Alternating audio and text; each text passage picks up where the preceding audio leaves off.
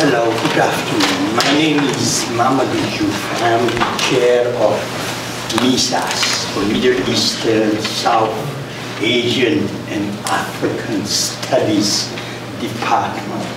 And I'm delighted to welcome you to the second Maan Madina lecture, which is going to be, I think, our annual signature event. And this is very important to keep in mind. You are already invited next year to the lecture. The first lecture, titled The Luminary of the Arab Cultural Renaissance, Muhammad Kurd Ali and the Divided Syrian Intelligentsia, 1880-1920, was presented by Professor Samir Tumari of the Bir Said University, and who is also the director of the Institute of Jerusalem Study. The lecture is still posted on the MISAS website, so you could visit. And in his introductory remark, Professor Mitchell, Tim Mitchell, my colleague, who is the former head of the department, provided a very solid biographical introduction of Prophet Maan Madina and Dr. Marilyn Jenkins Medina. The 2019 Maan Madina lecture will be presented by Professor Abdel Fattah Kilito. It's titled The Demoness in the Court of Theater. Professor Kilito will be introduced by my colleague Professor Joseph Massad, Professor of Modern Arabic Politics and Intellectual History. He served as the chair of the Madina Scholar Visiting Committee with my colleague, Professor Mohsin Al-Musavi and Professor Wahel Alak, who unfortunately is not here. So this lecture is made possible by the Maan Madina Fund for Visiting Scholars. It was established in 2015 through the generosity of Dr. Marilyn Jenkins Medina, Curator Emerita of Islamic Art at the Metropolitan Museum of Art. The fund is named in memory of her husband, the late Maan Madina. My colleague and predecessor, Professor Tim Mitchell, has played a key role in working with Dr. Jenkins Medina to make sure that this annual event takes place and be more and more successful. So Professor Medina joined the Columbia University Department, which was named, MILAC, in 1958 and retired in 1999. He has taught 40 years at Columbia University. So I would like to thank Dr. Marilyn Jenkins Medina for her support of the Maan Madina lecture and for honoring our late colleague who has played such an important role in MISAS. I would also like to thank Professor Abdel Fattah Kilito for accepting our invitation to give the Madina lecture and be the scholar in residence. He has been visiting classes and engaging in fruitful conversation with many colleagues. We are honored to have him with us. I am happy to announce that he will hold a seminar in French tomorrow from 12 to 2, room 403, Knox Hall. The topic, the question of language in Moroccan literature, but he will more generally discuss post-colonial literature, and he will be referring in particular to his 2013 very important book, Je parle toutes les langues, mais en arabe. This is a great title. So francophone, non-francophone, arabophone, non-arabophone are invited. And they will be allowed to ask questions in any of these three languages Professor Kilito is so expert in using. We are organizing the French seminar because he writes so well French that we were not in a position really to, miss this possibility of having him presented. I would also like to thank Professor Massad, the chair of the Madina Scholar Visiting Committee, for the work they have done and the selection of our colleagues.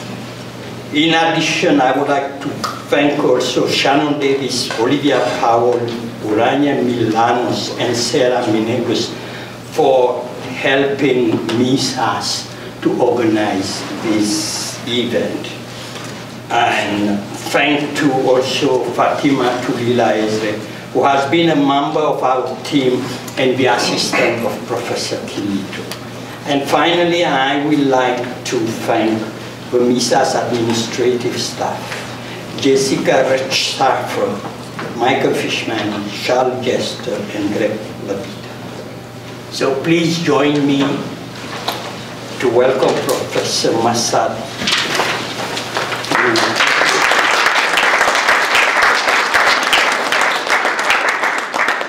Thank you, Mamadou. Good afternoon.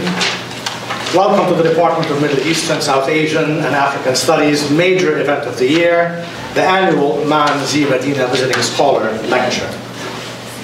I would like to reiterate one more time that the annual Visiting Scholar Program is made possible by a generous gift to commemorate a former faculty member of our department and to support the field of scholarship to which he devoted his own 40-year teaching career at Columbia University. Our department is most grateful to Dr. Marion Jenkins Medina, class of 66 of the Graduate School of Arts and Sciences here at Columbia and Curator Emerita of Islamic Art at the Metropolitan Museum of Art, for this gift in honor of her late husband, Maan Medina, MISAS Professor Emeritus and noted collector of Islamic art. Madina visiting scholars are distinguished academics teaching humanities at an institution in the Middle East, whose work is grounded in the history of the Arab world.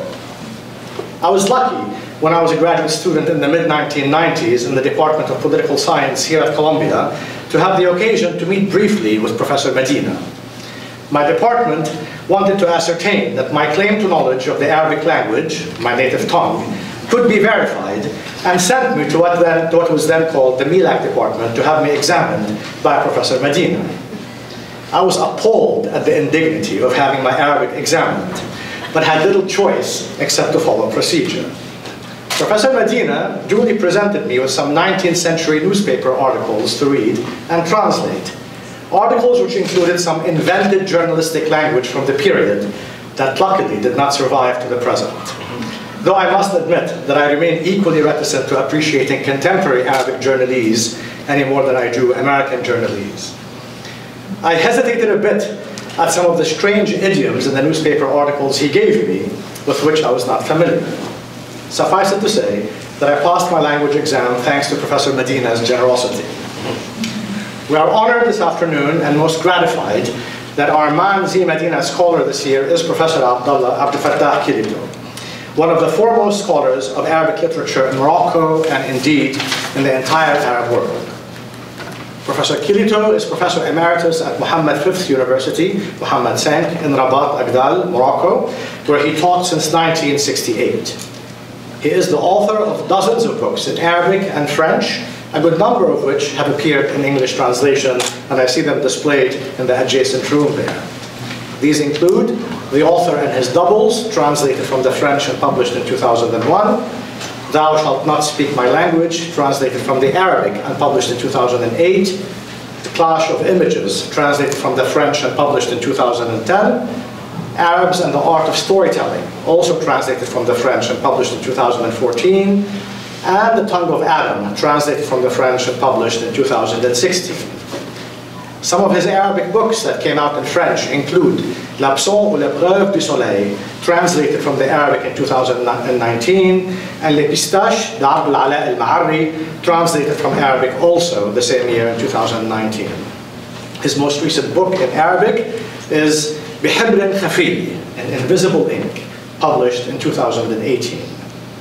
Professor Kilito is also the recipient of a number of prestigious awards, including the Great Moroccan Award in 1989, the Grand Atlas Award in 1996, the French Académie Award, Prix du Rayonnement de la Langue Française in 1996, and the Sultana Awais Prize for Criticism and Literature Studies in 2007.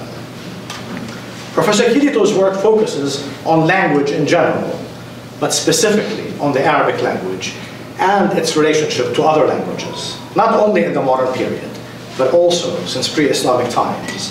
That is, he is interested, among other things, in translations from other languages into Arabic and from Arabic into other languages.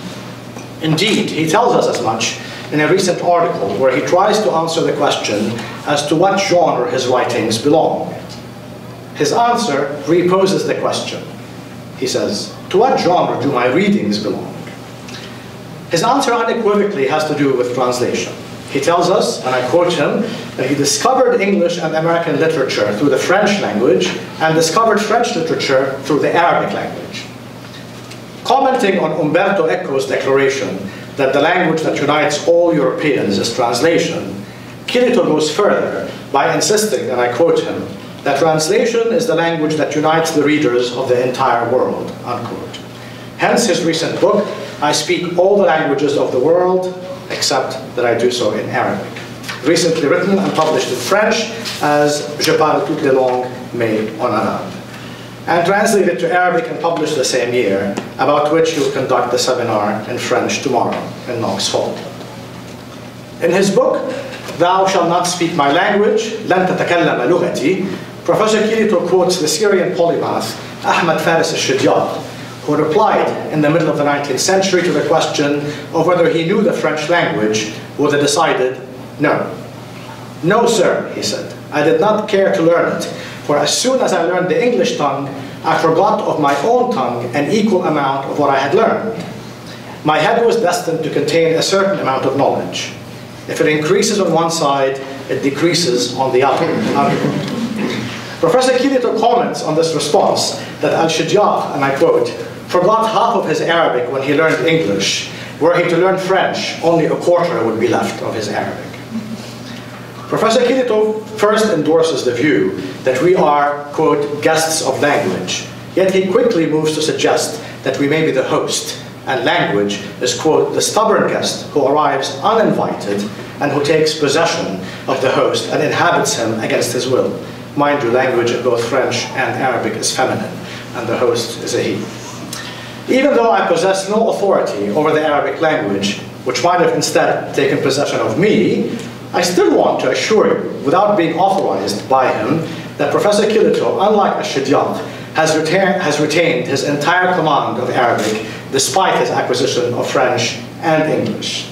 His lecture this afternoon, co-sponsored by the Columbia University Libraries, and which he will deliver in English, is titled The Demoness in the Coat of Feathers. Please help me welcome Professor Kilito.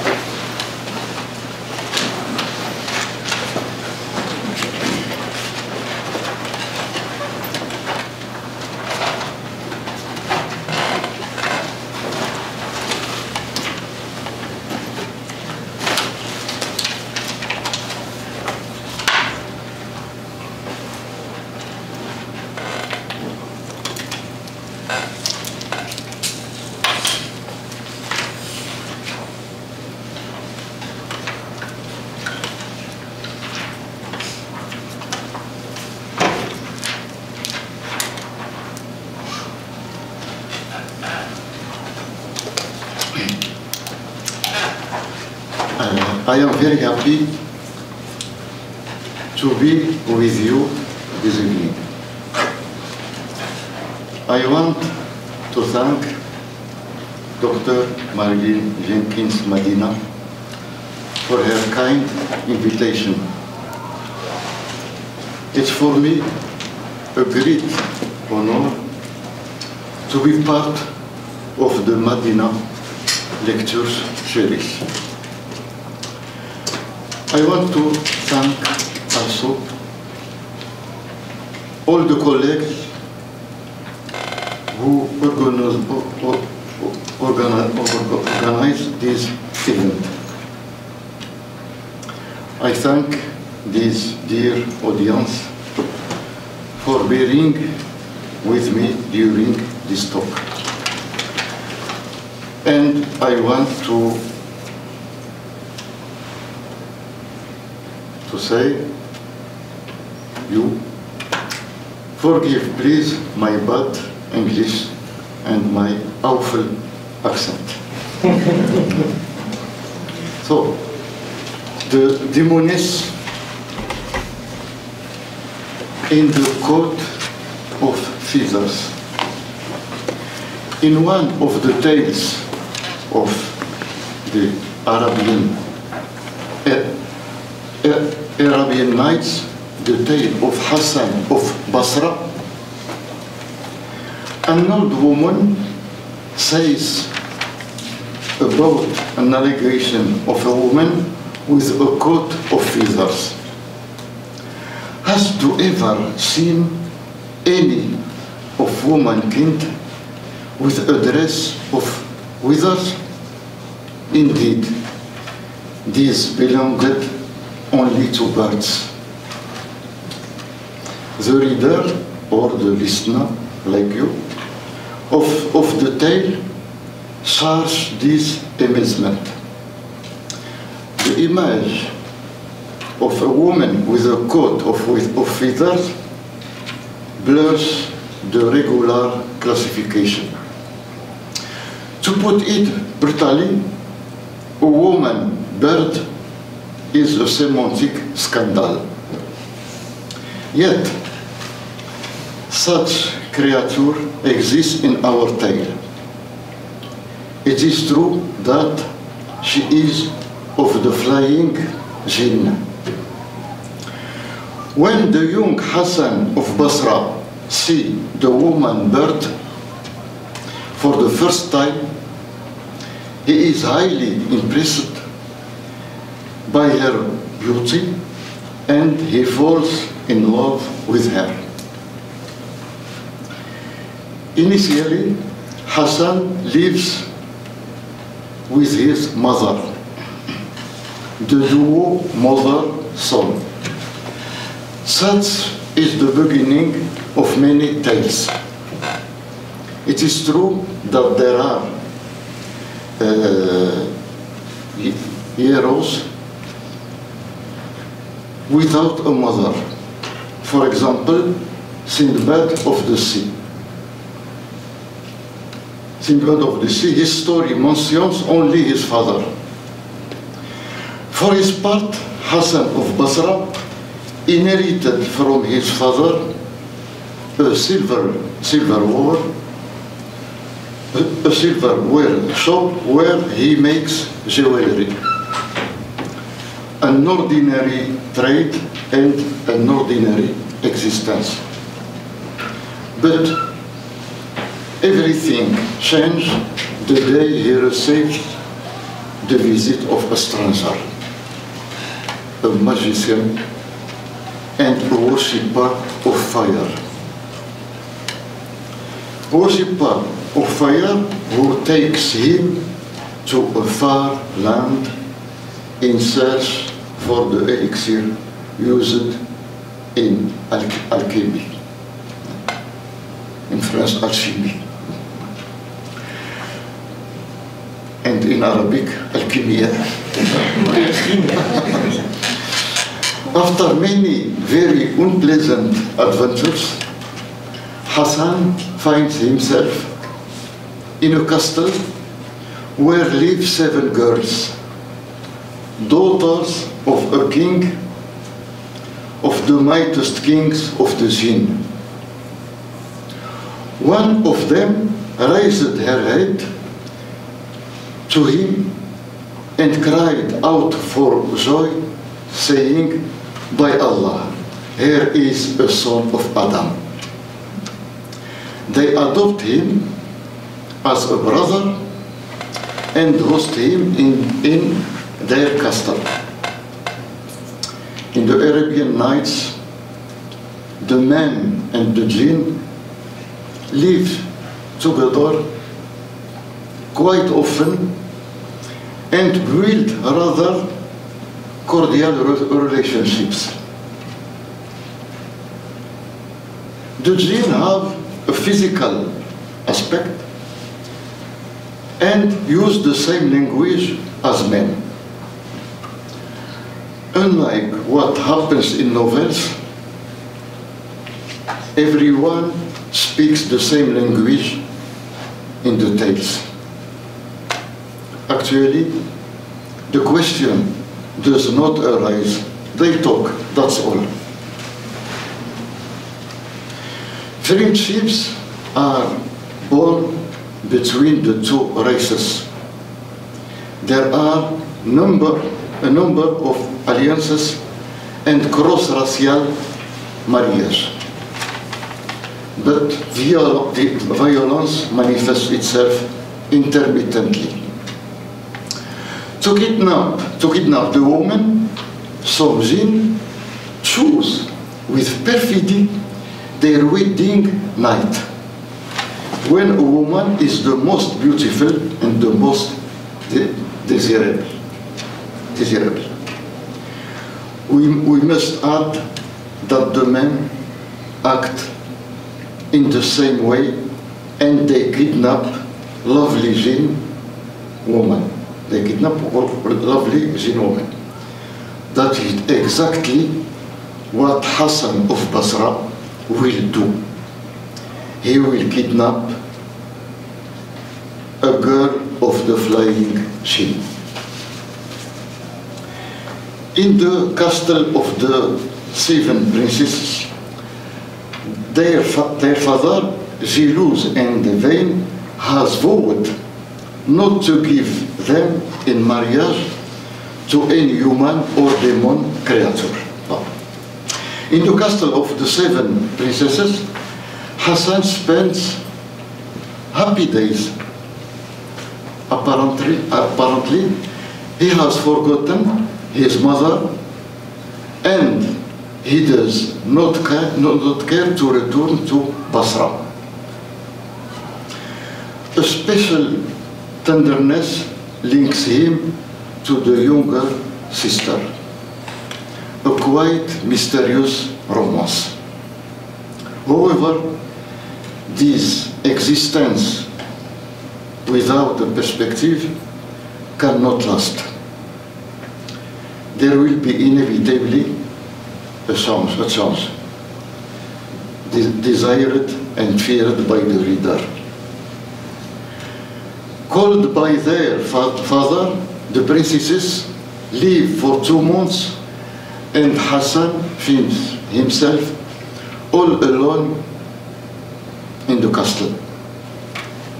Before leaving, they told him, "The case of our chambers, we live with thee, but, O our brother, we beseech thee not to open such a door, for thou hast no need thereto." Here, Hassan is facing a door that the princesses forbade him to open. Why such an interdiction? We do not know. Have the sister already opened the door themselves? Apparently not.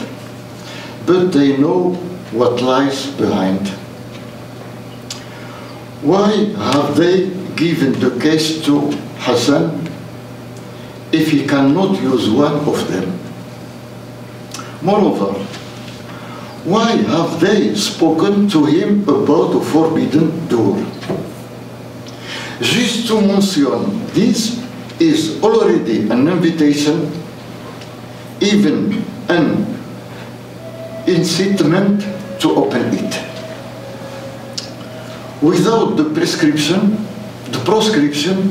Hassan would not have had the idea to open it. he would probably not even have noticed it. Is then this a test? Bored, Hassan wanders inside the castle. Solitude waits on him.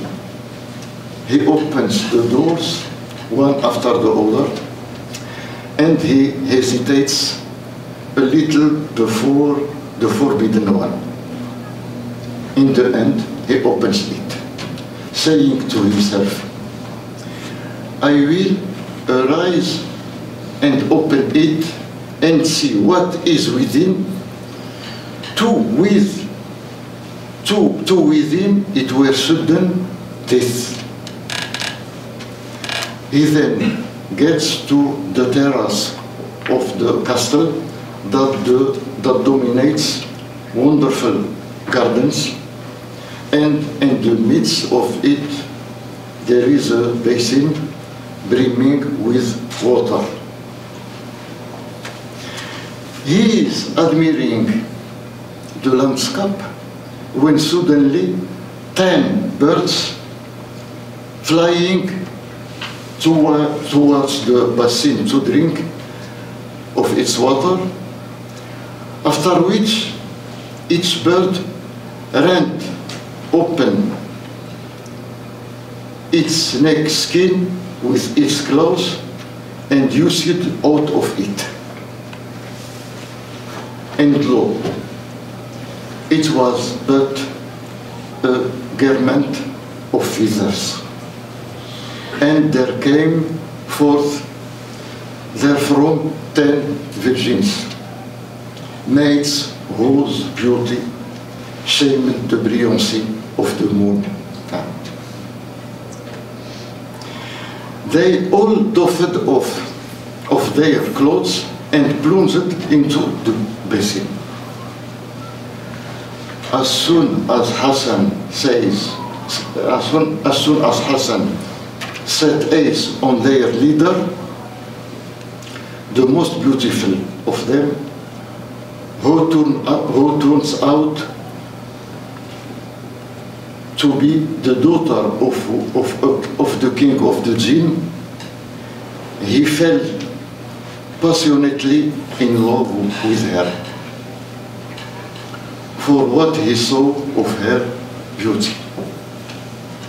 He understood then why the sister had forbidden him to open that door.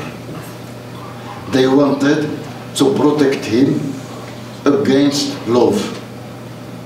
Love is a dangerous thing. It is a very serious disease. Hassan hides himself to follow the movements of the woman bird. In fact, this is all about forbidden curiosity. The punishment of the transgressor may be blindness, Oedipus, exile, Adam and Eve, and even death. The transgressor may also be transformed into a deer and devoured by dogs, as happened in Greek mythology to Actaeon, who saw Diana bathing naked along with her nymphs. Although he has not suffered the same fate as Actaeon, Hassan becomes ill, a victim of love at first sight.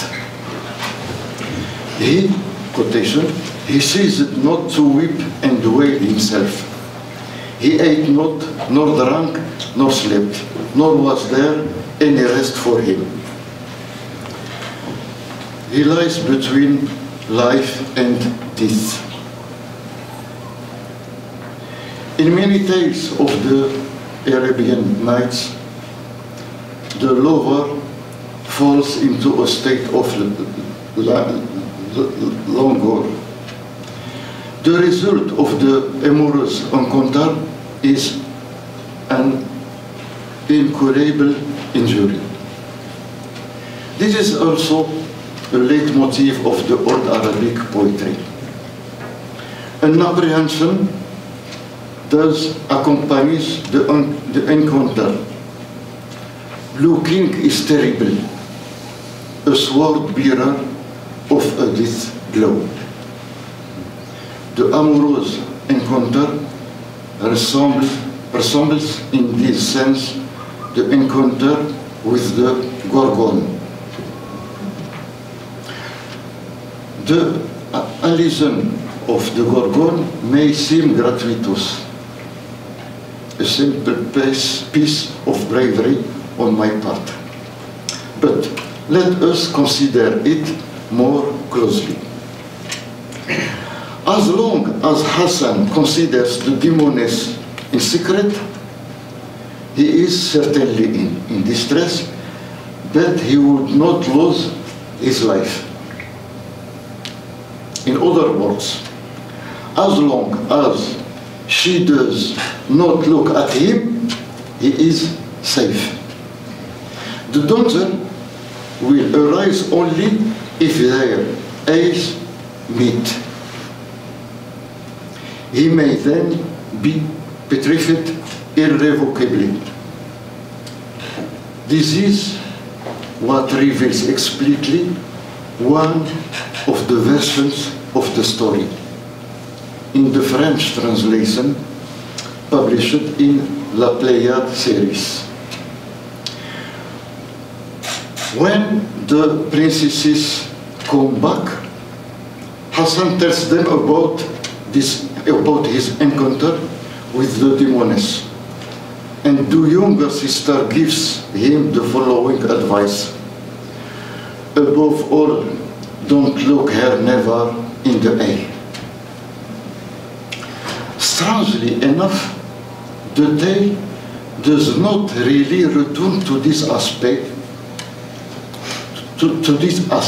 later, to the murderous look, to the death in the eyes.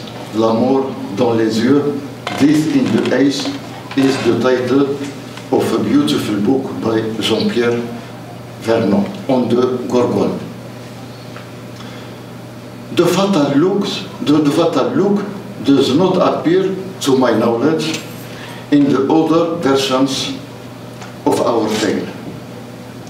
It seems an interpolation or a trace of another version.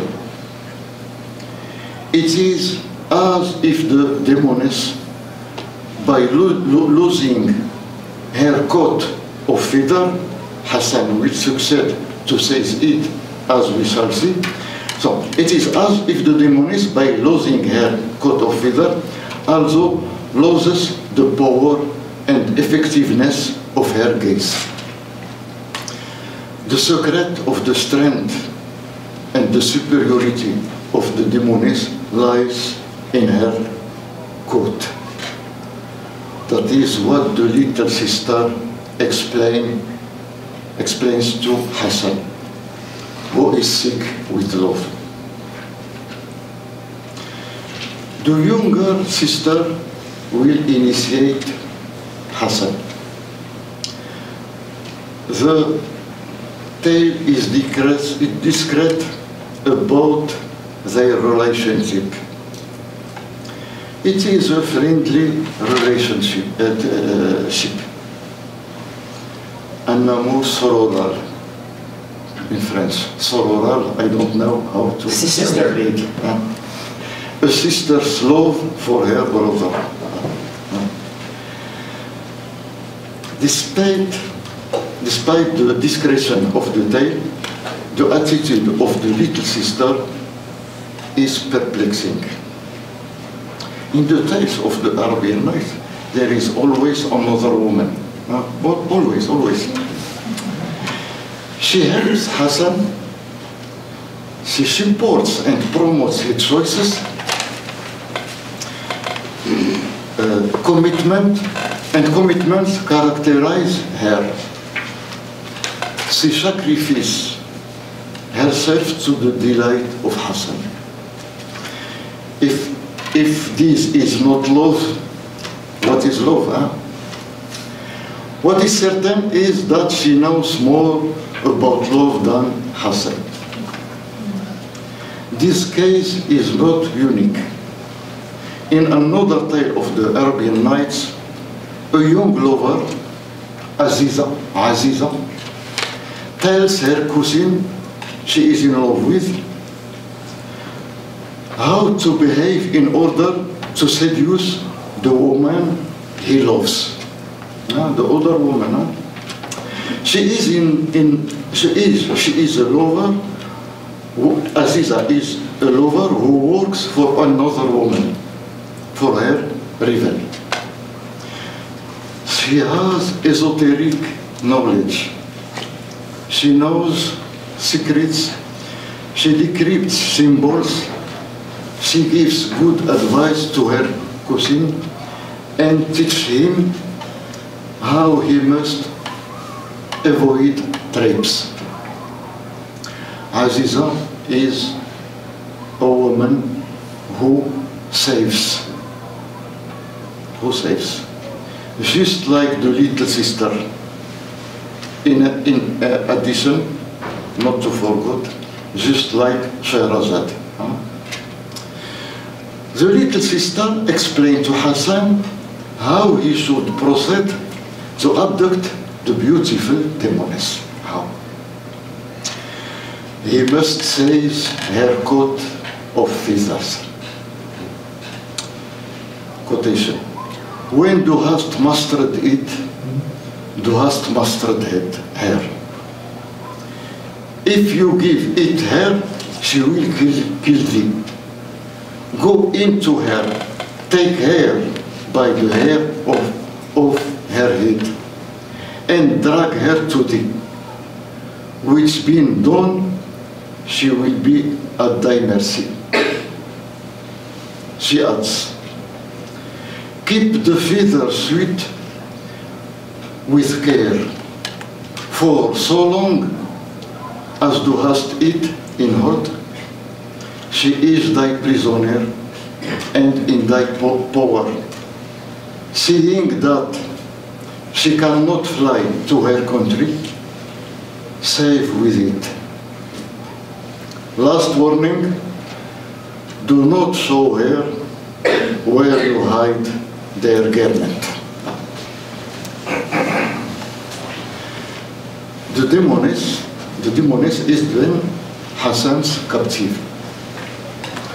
She does not at all want to become his wife. But the sisters force her by using more or less fallacious arguments. This is a marriage rather under coercion.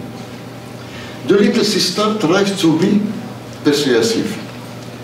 Hassan, she says to the demoness, loveth thee with passionate love. Yet he seeketh not loudness, but desireth thee only in the way of lawful wedlock. The other sisters, put forward a different argument. He told us he had burned the fetter dress. Else had we taken it from him. However, Hassan has not told them that. Obviously, they are lying to serve his interests. A marriage contract is drawn up. The sister passed a pact of brotherhood with their visitor and pledged to serve as tutors. Mark that there was no male witness, only Hassan and now the seven sisters and the demoness. No male witness. We read that legally Hassan and the demoness were united with the consent and approval of the bride. After which the sister brought Hassan into her. We read that he opened the door and broke what was sealed. Yet another door, this time opened with the blessing of the sisters. Then Hassan goes back with his wife to Basra, to his mother. They have 2 children and everything seems to be fine. However, what becomes of the coat of feathers? Let us not forget that initially there was an early inceptive hostility between both on the part of the demoness and on the part of Hassan. A fight was engaged. Hassan risked his life and the demon her freedom. When deprived of her coat, the demoness was defeated. Meanwhile, the rage persists. From the very first, as we understand it, she has decided to get her coat back. As long as she does not get it back, something is missing from her being. She is not all herself.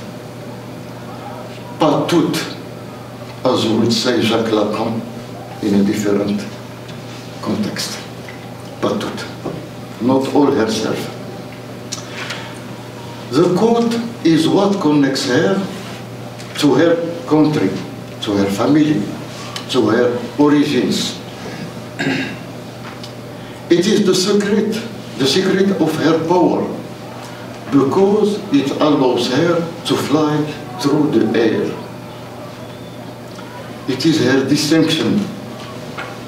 Once the wings clipped, she is without force, completely destitute.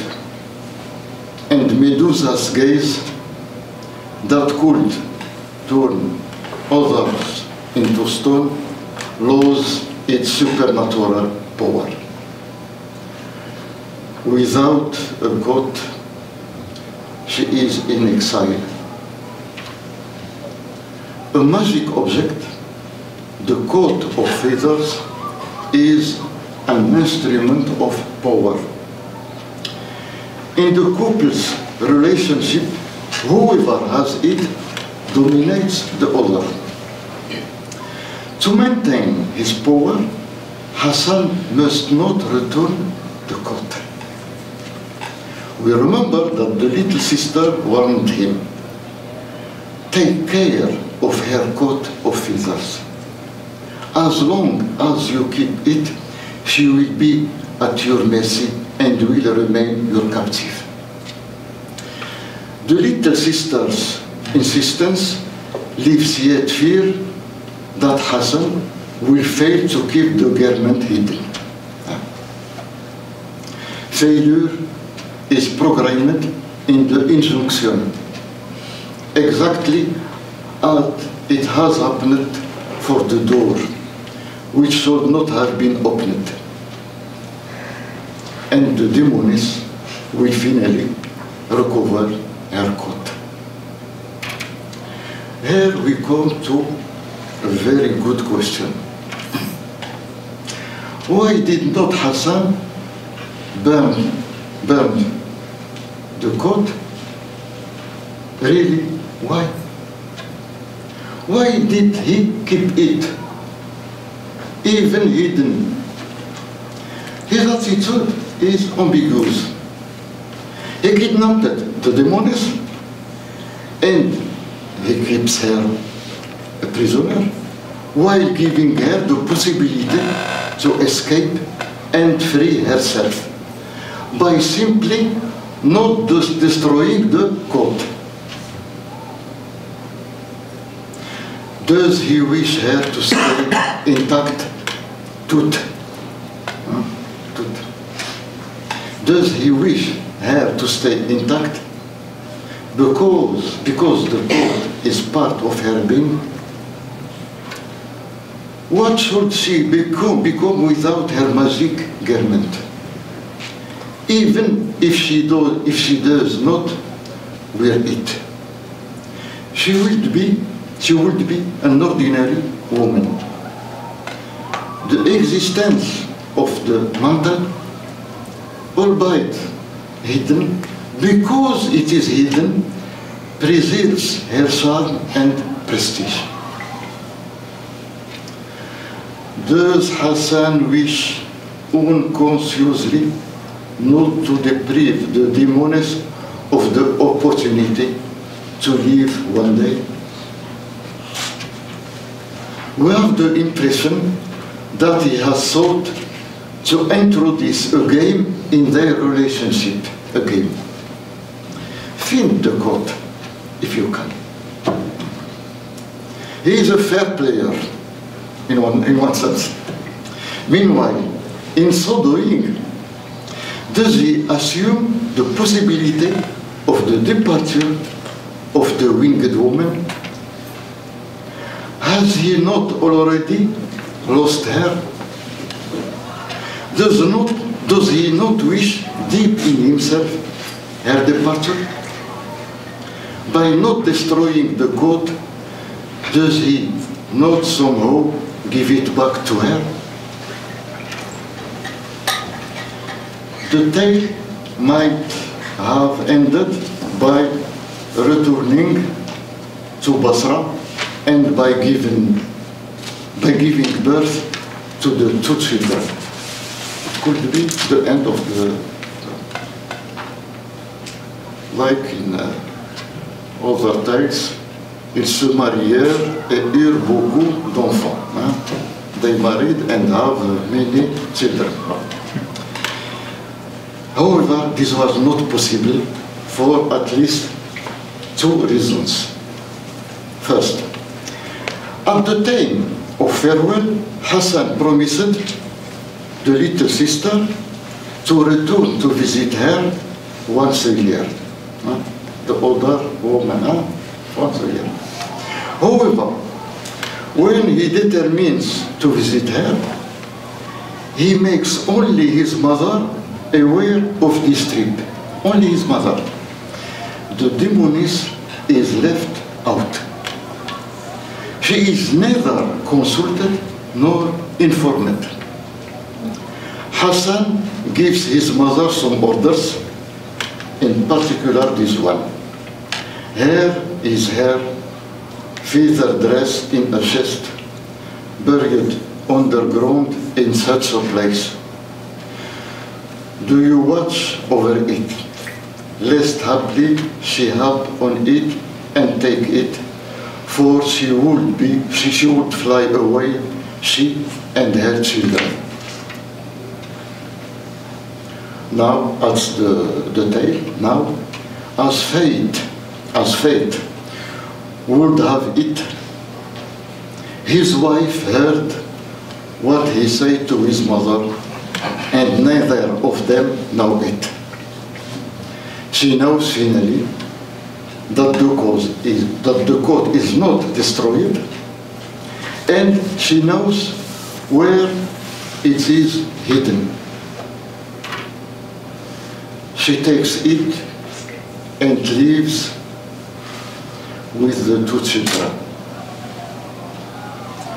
Back from his trip, Hassan sets off to find them. A new quest starts. A new episode of that.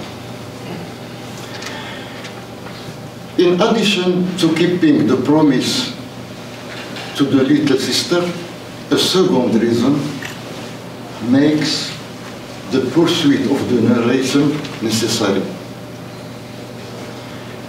In our tale, and probably in most fairy tales, in all fairy tales, there is an implicit moral basis.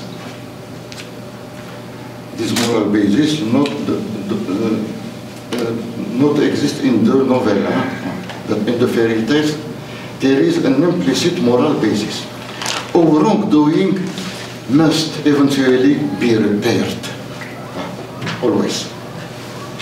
Hassan is guilty of several misdeeds. He committed a kidnapping, and this action cannot but arouse disapproval. The story does not say that. Not at any time this rule is formulated.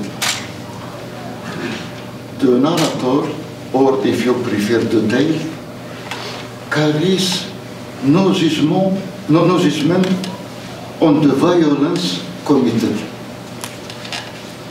The facts speak for themselves. The structure of the tale is set so that the moral basis functions. The little sister was an accomplice. The older sister approved Hassan's gesture and, by lying, forced the demoness to marry Hassan. The tale says that the demoness has consented to the union, but no reader, no listener will believe this. The proof of this is that the little sister keeps recommending to hide well the coat of feathers. The flight of the demoness will be Hassan's first punishment. She takes her revenge by taking away the children and by flying back to her country. However, she gives a vague address to the mother of Hassan. When your son returns, if he wants to meet again and join me, let him come in the island of Wak to me. The island of Wak. Where are the things? Now is my conclusion. Hassan then goes looking for her, for the demoness. But where are the island of Wak? After many trials and tribulations, he succeeds in reaching this country. But then something amazing happens. What? When he asks for information about his wife, he cannot tell her name. He knows the name of his children, Nasir and Mansour, but not the name of his wife. He never knew it. They married, lived near each other, and yet he does not know her name. Do not think he has forgotten it, because to forget supposes prior knowledge. He never knew it. To my knowledge, this is the only time in literature that a character does not know the name of his wife. In literature, and I believe in everyday life. Yet Yet, yes, it may happen that the character forgets because of an accident. He forgets his own name and the name of his family. Cinema and novels provide many examples. Neither. But in our story, there is no forgetting, just complete ignorance. And the worst is that Hassan never thought to know. The question did not at all arise for him. The demoness does not have a proper name.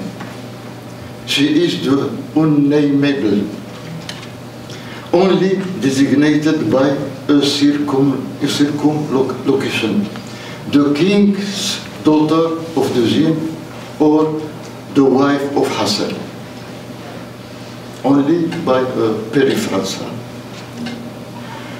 I have to confess that not at any time was I bothered as a reader to find out what her name was.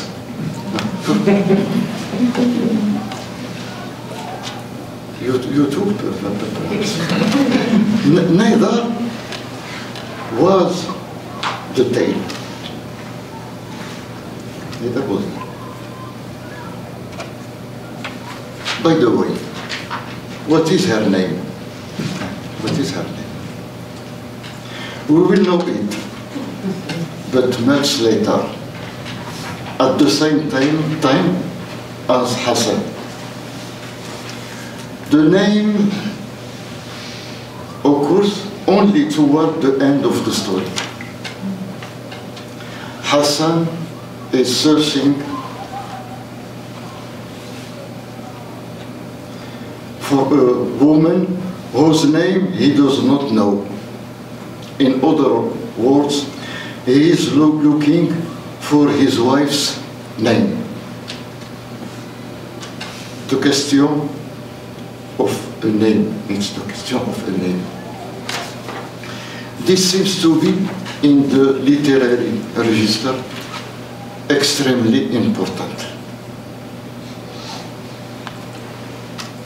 Hassan knows the name of his wife at the very time he finds her.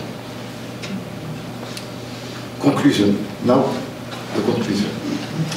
What is even more astonishing and disturbing during this case is that he only has a confused image of her face, of the face of the wife. He does not exactly remember the features of her face. A woman without a name, a woman without a face. He hesitates and he scrutinizes each of the women he meets. He sometimes thinks he recognizes her, but this is not the case. He says one to a woman, "Thou art not my wife, but thou art the likest of all folk to her." In the French translation, c'est toi et ce n'est pas toi. C'est toi et ce n'est pas toi. It is you and it is not you. In the French his wife is a stranger. She is what she is not. She is herself and another. It is this other that he must find. Yet, he knew her before. Now, he has to recognize her. Before, she was a bird, a woman bird, a hybrid being. Now, she is a woman, a mistress of herself and of her fate.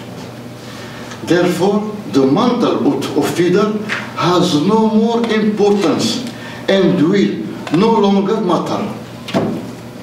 No speech of the mantle of feathers after. No. Indeed, it is true, a dress of feathers belongs only to birds. Now, she is fully Manar al-Nisa, the splendor of woman. That's her name. Thank you very much.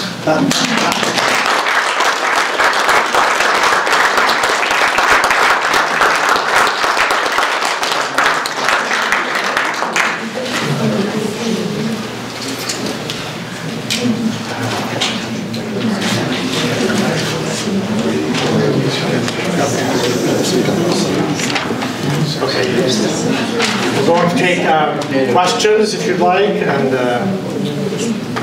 or comments to Professor Kiri.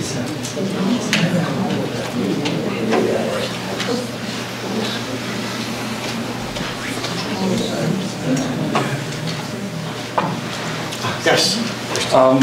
Thank you, Professor Aklito, for this great talk. I was wondering, you just made me think, talking about the Arabian Night in general, and I was thinking about the question of transaction in the story.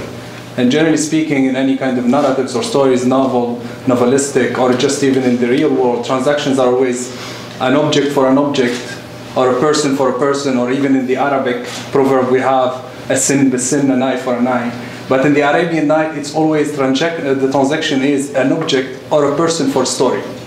You give me a story, and you can take an object, you can take a person. You remember the cycle of the merchant, when he's almost, they're going to execute him, and the three merchants come and they say, give us his life, we'll give you a story. There's always, everything is up for transaction, just if you give us back a story. And one thing I personally appreciate is that you didn't just analyze or give us an analysis about the 1001 Night, you gave us a story as well. So I was wondering about that, like if you just talk for a little bit about this, the idea in the 1001 Night that everything in the world is up for transaction just for a narrative, an exchange, a story. Maybe the story is the coat of feathers, like this. Yes, give me a story, I give you the life. I give you life, I give you life. Yes, the woman in the Arabian Nights, the situation of the woman is ambiguous. She could be a simple object de désir.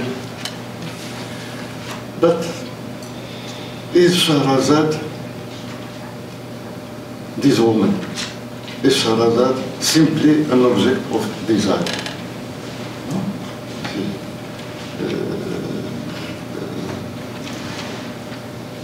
Is this the demoness an object of desire? At first, yes. But at the end, no, not more. No. So this is more complex in the Arabian Nights. And finally, in the Arabian Nights, the woman has always at the end the triumph. Always. Shahrazad triumphs at the end of the 1001 Nights. I hope I have... yeah, sure.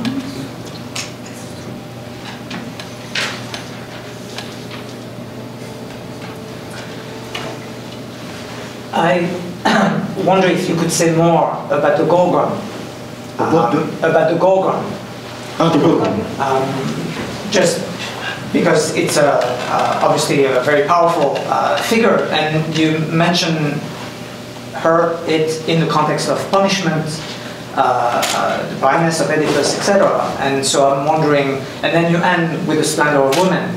I'm wondering whether there's any relation, any connection to narration, or was this just a moment that appears? She has no face, she has no name.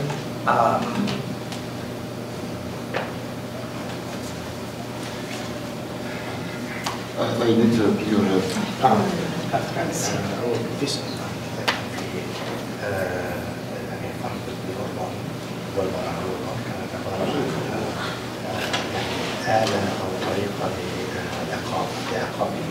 عامليه مش عامله الى اخره فيكون كذلك يعني ما هي العلاقه ما بين الهرمون وما بين منار النساء؟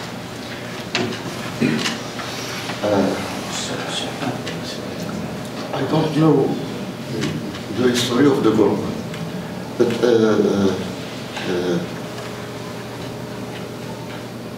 what do the Gorgon is a punishment, or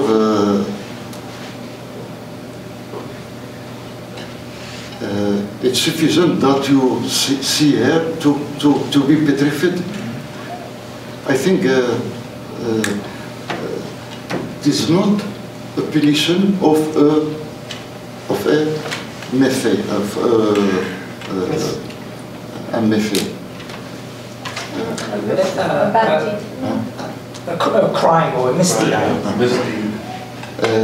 In our tale, he could be petrified because his bad attitude. But I have to think. You have certainly an explication. If I may just add to this, because I would like to add something to this. Because of the question of also his possible blindness, and her name, Manar al-Nisa, also Manar is the place of light, as a contrast for the blindness. And I was just thinking that there is that kind of opposition. Right. And in the text, many women have in their name an allusion to the light, to the light. Yeah, and there is blindness, AIDS. I think this is an important question. Thank you for your talk. It seems to me that the transformation in the story is not of the woman, but of Hassan. And I wondered if you could speak a little bit more about what we are supposed to, or what the reader is supposed to understand from this tale about love and the proper way to approach and inhabit it. Because it also seems like there is more than one kind of love. There's the sister and the mother, as well as the jinn.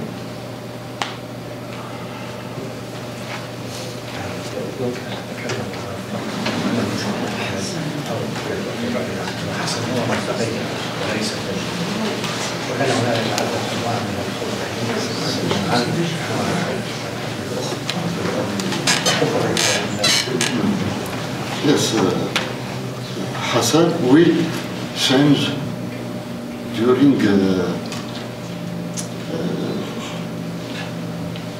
his adventure. He was a bad individual, and at the end he will become a good individual. And the structure of the story is so. Hassan has to change his attitude, and he will change his attitude with the help of the demoness. If she was not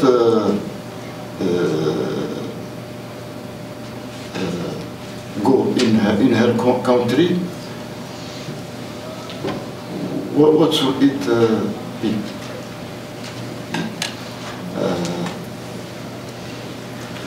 Have you an answer? Please.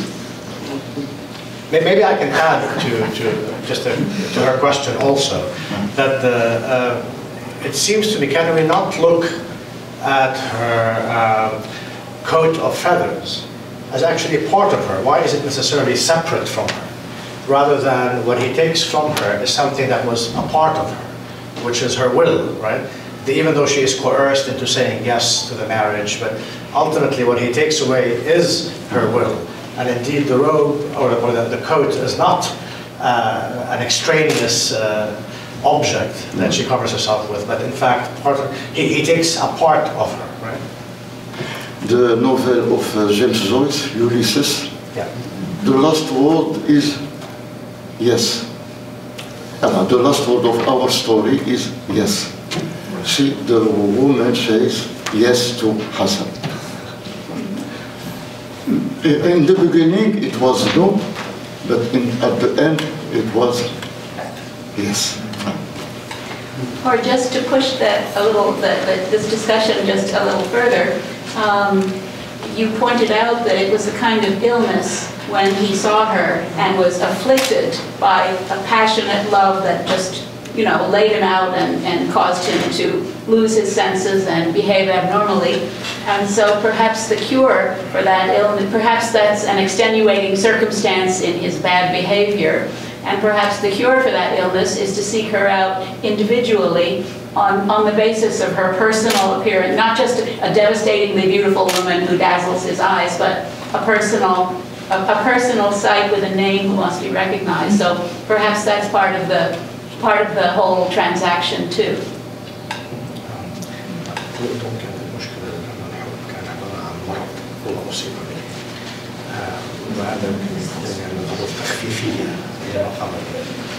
بالتالي يمكن الشفاء يعني يبحث عنها كإنسان كفرد وليس كجزء من يعني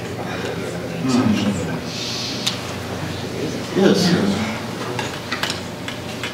love is a serious disease. But how long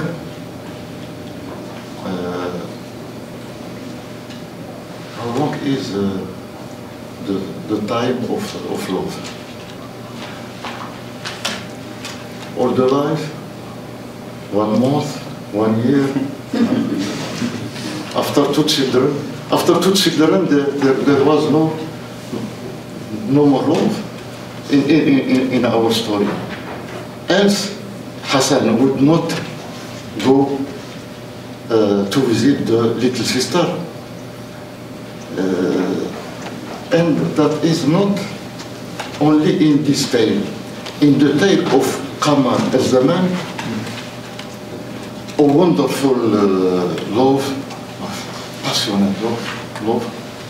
And after many trials and tribulations, they meet, they married, and they have 2 children.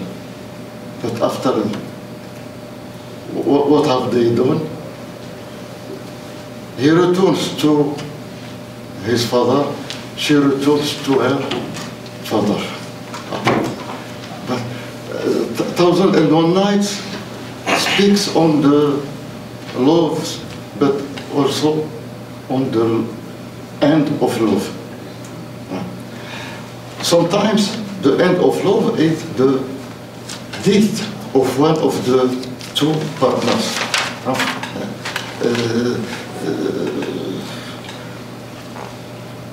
This, for the day there is a choice. The end of love is caused by this or by كيف أقول ملل tedium.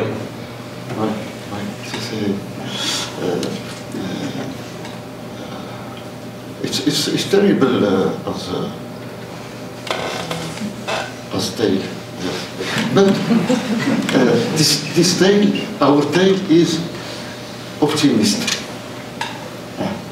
The Hassan could change. He changed.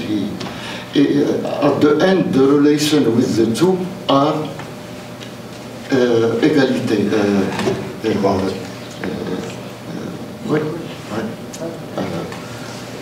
No one is superior to the other. And the amazing thing is that the tale speaks no more on the coat of feathers. No more. But it does, because she says yes at the end. It does, because now it's back part of her. And she says yes to him at the end, because now she has her free will. She wears no more the coat. As a metaphor, right? She don't have to wear it.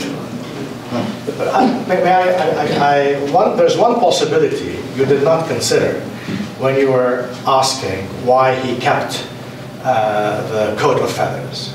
Could he not have kept it, for example, because he anticipated one day to be bored of her? He has. And then given that person that she can leave. قلت مثلا في احدى الامكانيات في سؤالك لماذا ابقى على رداء؟ انا اقول يمكن ان ابقى لانه اصلا في المستقبل سيمل منها ويستطيع ان يتخلى عنها ويعطيها رداء.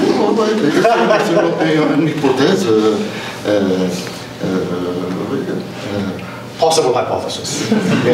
Possible, but a tale cannot finish so.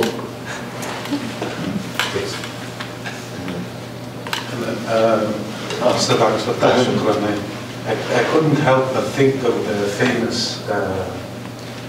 sentence that opens Tawq al-Hamam, right? The great book, the great treatise on love. It says الحب أوله هزل وآخره جد. So love starts as jest and ends as earnest. It starts easy and then ends up being difficult.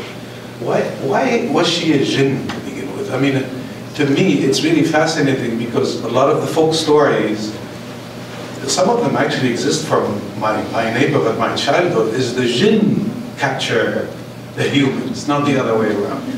And the jinn actually would come and take the bride, on her best day, and then the famous story is that, in the hammam, the jinn, the ground opens up. This is actually an actual story from Tunis, and then the woman is taken, and then her hair now keeps growing above the ground, and so they keep cutting it. This is how they get, that she's in prison. So why is this reversal? Why did she have to be a jinn in this story? Yes, the jinn captured the woman of men. As I said, in the night of their marriage. Why? Their marriage. And what is the meaning of a jinn at the end? They have a physical aspect. They speak the same language. Their attitude is like the attitude of men. So a jinn is a stranger, simply a stranger, an étranger. It's not a spirit, I don't know, no, it's a stranger.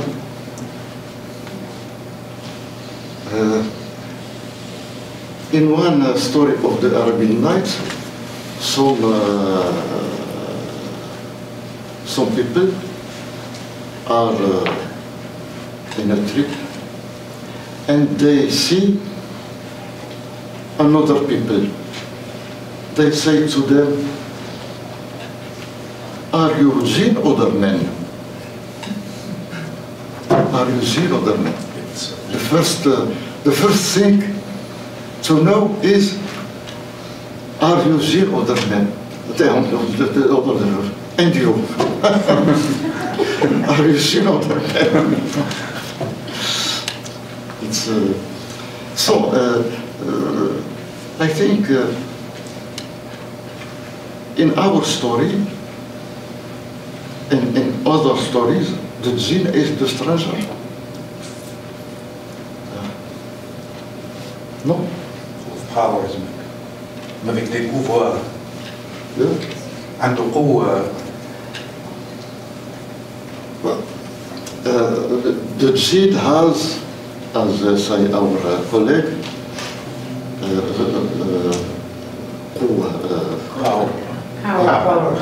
power.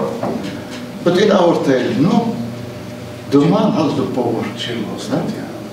He has triumphed in the battle with the demoness. he kidnapped Eugenia.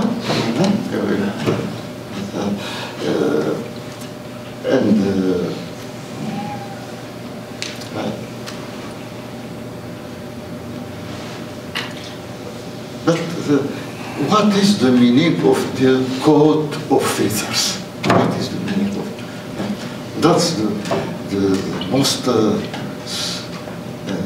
thing. Can we say that the story reverses itself at the end, in the sense that he kidnaps her at first, and then at the end she kidnaps the children, and basically kidnaps him. That if he wants her back, he has the kidnap. So هو في البداية يخطفها، ولكن في آخر القصة هي تخطف الأولاد ومن ثم تخطفها وتأخذه إلى بلاد الواق. So she kidnaps him at the end, and he goes to her country, where so there's a kind of a reversal, right? And as you said, sort of a kind of equality in the very dynamic of the movement of the story. In the Thousand Nights and the Night, when the two lovers have children, it means they will be separated. Two children, one side, okay? Two is the separation. In the story of Qamar Zaman also, in the very beautiful story, it's so. So the bourgeois family and domesticity ends love. I'm saying العائلة البرجوازية والحياة البيتية. And in one way, we can read this tale as like if we read a Maghribi novel. One day, the woman go in her country with the two children, and the man has to make what? To search them. There is a subject of many Maghribi novels. Do you have a question? Because about that is when there is a marriage mixed. Yes, mixed marriage. Marriage mixed. Mixed marriage. Wait. All right. In this case, it's a very mixed marriage. So the stranger would be a European in this case, or a non-Moroccan rather than a jinn. If the jinn is the stranger, then in the modern novel that you were talking about. Yes, I speak on the modern novel. On the modern novel. And the woman, European one or American one day she flies. She finds her coat of feathers and go in her country. Banda? I'm curious, what is the significance? What is the significance of waq in the novel? You say earlier, you said that without the coat, the demoness is in exile, and so, and in general, I mean, the way I understood the tradition of jinn in Islam is that their place is unknown, so it's always a place that we don't exactly know. It's not geographically locatable. What is the significance before Hassan triumphs over her? He has to go to her home or her city. What is the significance of that in the novel? What is the meaning of the waq? Yeah. I don't know if you have read the philosophical roman Hayy ibn Yaqzan. Hayy ibn Yaqzan. Hayy ibn Yaqzan has in one hypothesis a mother and a father, and in another hypothesis, no, he is born from the earth, from the earth, in the island of Waq. That is one philosophical roman. And the historian Masoudi speaks also on this country of Waq Waq. Why this name, Waq Waq? Richard Burton, in his translation, don't write Waq Waq. Here, write only Waq.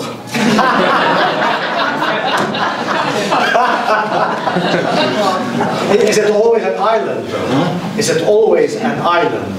هل هي جزيرة دائما؟ Island. But when the old Arabs speak on an island, it means not really island. It's presqu'île, شبه جزيرة. Peninsula. Peninsula. For example, España is a جزيرة. She's not a جزيرة, but And Arabia. الجزيرة العربية. Donc, an island is not always an island.